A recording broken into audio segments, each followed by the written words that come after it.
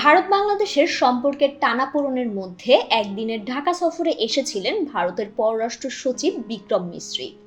এ সময় একাধিক বৈঠকে অংশ নেন তিনি। ঘটনাবহুল এই দিনের সকল কর্মসূচি সম্পর্কে ওয়াকিবহল থাকলেও এর মাঝে এক গোপনীয় বৈঠক সম্পর্কে এখন পর্যন্ত জানা নেই কারো। এই নিয়েই রাজনৈতিক ম্যাগাজিন জনতার চোখে প্রকাশ পেয়েছে ঢাকায় 1 ঘন্টা কোথায় ছিলেন বিক্রম। উদ্বেগ উৎকণ্ঠা ছিল চারিদিকে, ছিল নতুন নতুন গুজব। গত 3 মাস ধরে বাংলাদেশ ভারত সম্পর্কে যা ঘটেছে তা 52 বছরের ইতিহাসে নজিরবিহীন। কেন এমনটি হলো? ভারতকে তো বাংলাদেশের মানুষ বন্ধু জ্ঞান করে। 71-এর মহান মুক্তিযুদ্ধে তাদের অবদান অনস্বীকার্য, কিন্তু 5ই আগস্ট বাংলাদেশের রক্তাক্ত গণ অভ্যুত্থানের পর ভারতের সেই ভূমিকা নিয়ে প্রশ্ন উঠল। Double million offer Walton fridge কিনে পেতে পারেন 20 লক্ষ টাকা, রয়েছে কোটি কোটি টাকার নিশ্চিত উপহার। কিছু ঘটনা নিয়ে শোরগোল ফেলে দিল ভারতীয় মিডিয়া। একটি সার্বভৌম রাষ্ট্রকে রীতিমতো চ্যালেঞ্জের মুখে দাঁড় করানো হলো।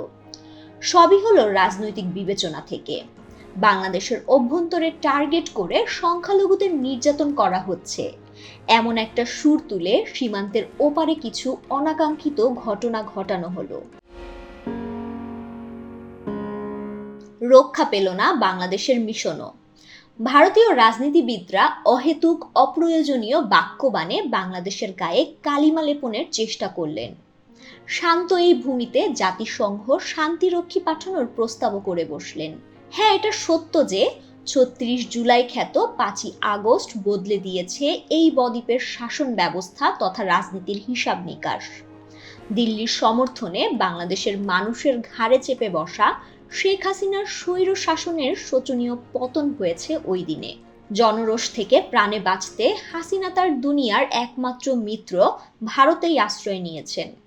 তার প্রতি ভারতের ভালোবাসা নিখাত, এটা প্রমাণিত। কিন্তু তাই বলে বাংলাদেশকে তারা পরিত্যক্ত ঘোষণা করবে না।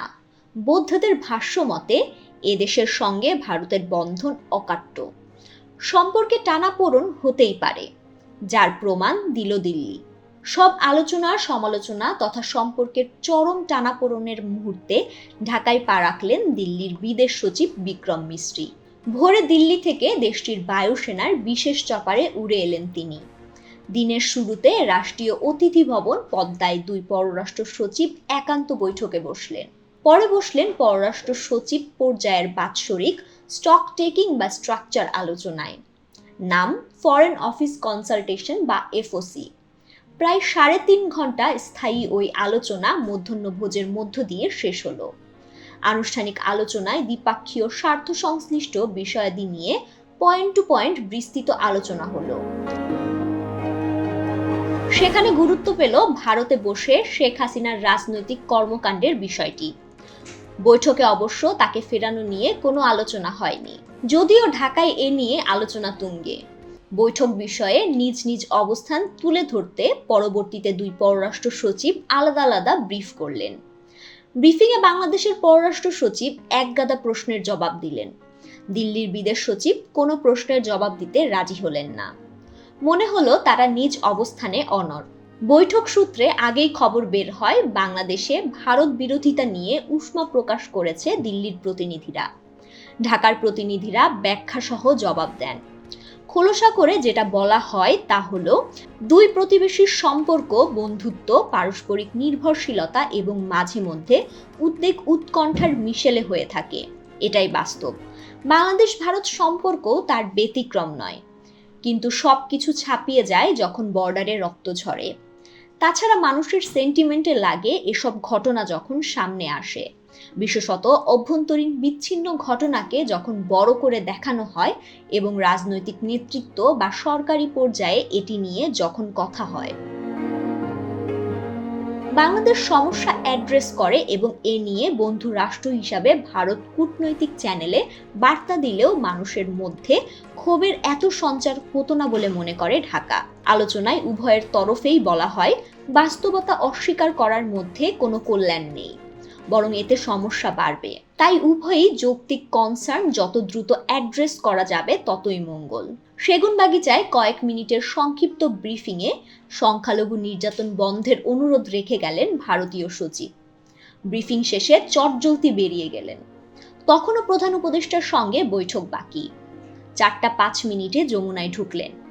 ডক্টর ইউনূসের সঙ্গে সৌজন্য সাক্ষাৎটি ব্যাপক মিডিয়া কভারেজ পেল দুপারে। কিন্তু এটা খুব রহস্য যে সন্ধ্যার আগে সরকারি সব কর্মসূচি শেষ করা দিল্লির বিদেশ সচিব বিক্রম মিস্ত্রি পরবর্তী ঘন্টা কোথায় কি বৈঠক করলেন।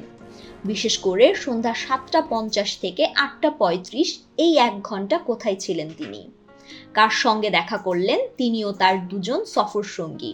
ওয়াকিবহল সূত্র বলছে 3 সদস্যের একটি প্রতিনিধি দল নিয়ে বিক্রম মিস্ত্রি একটি রুদ্ধদ্বার বৈঠকে বসেছিলেন ঢাকা সেনানিবাসে। সেনাবাহিনী প্রধান জেনারেল ওয়াকারুজ্জামানের সঙ্গে সৌজন্য সাক্ষাৎকাম বৈঠকটি হয় তার। সেই বৈঠকে কি আলোচনা হয়েছে তা নিয়ে জানা ও বুঝার চেষ্টার কোনো কমতি ছিল না। এ বিষয়ে পররাষ্ট্র মন্ত্রণালয় এবং ভারতীয় হাই কমিশনে যোগাযোগ করা হয়, কিন্তু আনুষ্ঠানিক কোনো বক্তব্য পাওয়া যায়নি। তবে প্রতিরক্ষা সংক্রান্ত একাধিক দায়িত্বশীল সূত্র এটা নিশ্চিত করেছে যে সেনানিবাসস্থ বাসভবনে সফররত ভারতীয় পররাষ্ট্র সচিবের নেতৃত্বে 3 সদস্যের প্রতিনিধি দল সেনাপ্রধানের সঙ্গে সৌজন্য সাক্ষাৎ করেছেন।